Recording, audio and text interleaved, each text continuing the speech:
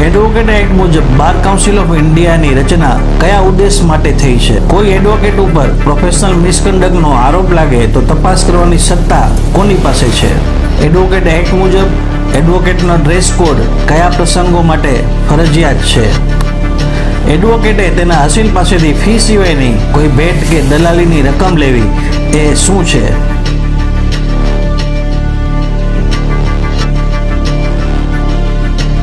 નમસ્કાર મિત્રો, હું છું એડવોકેટ સંજય પંડિત અને આપ જોઈ રહ્યા છો કાયદાની વાતો.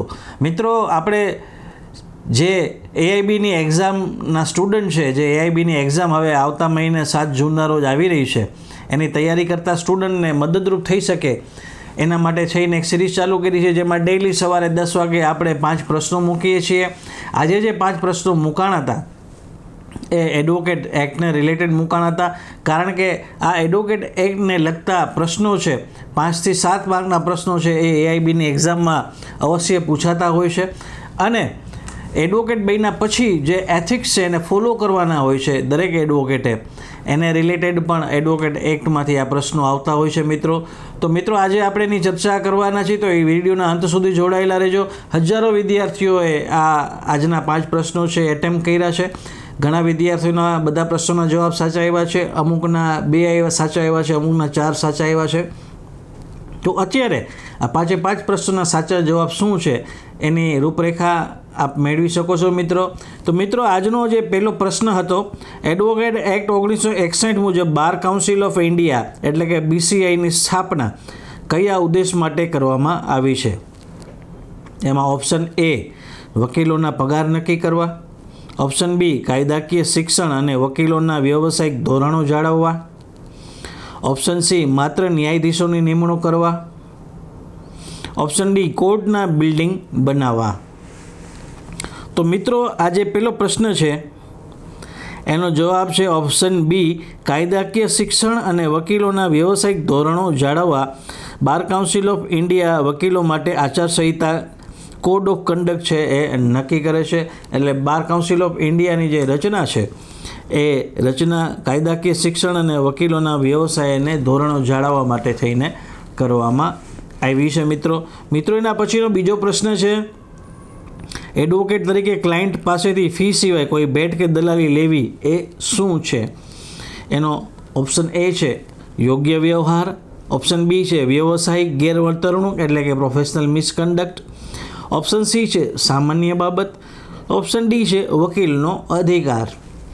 તો મિત્રો, બીજો પ્રશ્ન છે એનો જે સાચો જવાબ છે એ છે ઓપ્શન B વ્યવસાયિક ગેરવર્તણૂક એટલે કે પ્રોફેશનલ મિસકન્ડક્ટ.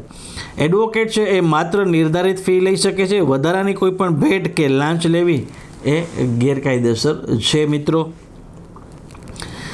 એના પછીનો ત્રીજો પ્રશ્ન છે કે શું એક એડવોકેટ એક જ કેસમાં બંને પક્ષો એટલે કે વાદી અને પ્રતિવાદી માટે હાજર રહી શકે? એમાં ઓપ્શન A છે હા, જો બંને પક્ષો સંમત હોય.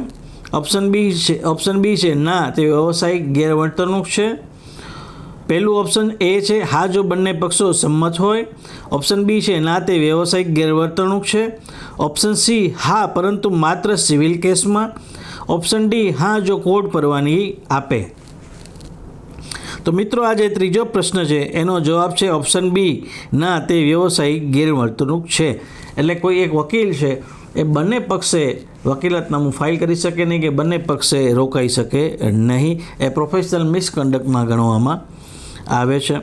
વકીલ તેના ક્લાયન્ટ પ્રત્યે વફાદાર રહેવું પડે છે, તેથી હિતોનો ટકરાવ છે, કન્ફ્લિક્ટ ઓફ ઇન્ટરેસ્ટ છે એ ટાળવો પડે છે.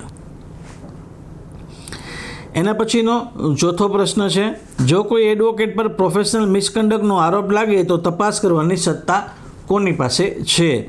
એમાં ઓપ્શન A છે માત્ર સુપ્રીમ કોર્ટ, ઓપ્શન B છે ડિસ્ટ્રિક્ટ કોર્ટ, ઓપ્શન C છે સંબંધિત state bar council disciplinary committee, option D છે પોલીસ. તો મિત્રો, આ જે ચોથો પ્રશ્ન છે એનો સાચો જવાબ છે ઓપ્શન C સંબંધિત state bar council of disciplinary committee. Advocate act મુજબ વકીલો સામેના શિસ્ત ભંગના પગલાં છે એ બાર કાઉન્સિલ દ્વારા લેવામાં આવે છે. એટલે જે સ્ટેટ બાર કાઉન્સિલ છે એ કોઈ એડવોકેટ વિરુદ્ધ એડવોકેટ એક્ટની કલમ 35 મુજબ જો પ્રોફેશનલ મિસકન્ડક્ટની ફરિયાદ કોઈ દ્વારા કરવામાં આવે છે તો એનું કોગ્નિઝન્સ લેવાની જે સત્તા છે કે એની તપાસ કરવાની જે સત્તા છે એ જે તે સ્ટેટ બાર કાઉન્સિલને ડિસિપ્લિનરી કમિટીને સોંપવામાં આવી છે મિત્રો એના પછીનો 5મો પ્રશ્ન છે, બાર કાઉન્સિલ ઓફ ઇન્ડિયાના નિયમો મુજબ એડવોકેટનો ડ્રેસ કોડ કાળો કોટ અને ગાઉન કયા પ્રકારના પ્રસંગો માટે ફરજિયાત છે? ઓપ્શન એ માત્ર કોર્ટની કાર્યવાહી માટે, ઓપ્શન બી લગ્ન પ્રસંગ માટે, ઓપ્શન સી દરેક જાહેર કાર્યક્રમ માટે, ઓપ્શન ડી માત્ર ઓફિસમાં કામ કરતી વખતે.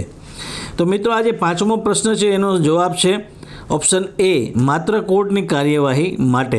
કોર્ટમાં હાજર થતી વખતે શિસ્ત અને ગરિમા જાળવવા માટે ડ્રેસ કોડનું પાલન કરવું ફરજિયાત છે. એટલે દરેક વકીલ માટે એક ડ્રેસ કોડ જે નક્કી કરવામાં આવ્યો છે એડવોકેટ એક્ટ મુજબ, એ કોર્ટ કાર્યવાહીમાં જ્યારે એ એપિયર થાય, હિયરિંગ કરવા અથવા તો કેસ ચલાવવા, ત્યારે એને એ યુનિફોર્મમાં કે ડ્રેસમાં આવવું પડે છે તો મિત્રો આજે આપણે આ એડવોકેટ એક્ટને લગતા પ્રશ્નો જોયા છે. આ એક્ટને લગતા પ્રશ્નો છે એ અનિવાર્ય રીતે એઆઈબીની એક્ઝામમાં પૂછાય છે મિત્રો.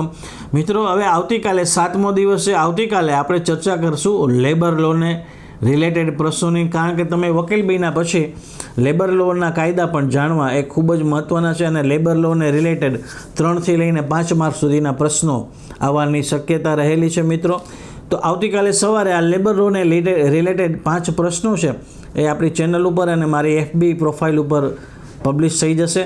એને પણ અટેમ્પ્ટ કરવાનું આપ ચૂકશો નહીં અને આવતીકાલે રાત્રે 10 વાગે ફરી પાછા આપણે ભેગા મળીશું લેબર લોની ચર્ચા કરવા, લેબર લોને રિલેટેડ પ્રશ્નોની ચર્ચા કરીશું મિત્રો. તો રાતના 10 વાગે આવતીકાલે આપણે પાછા મળીશું. ત્યાં સુધી મને રજા આપશો. પોતાનું ખૂબ જ ધ્યાન રાખજો. Take care. જય હિન્દ. પરીક્ષાની તૈયારીમાં જરાય કચાશ છોડશો નહીં અને ભાવિ વકીલ જલ્દીથી બનો. ધન્યવાદ.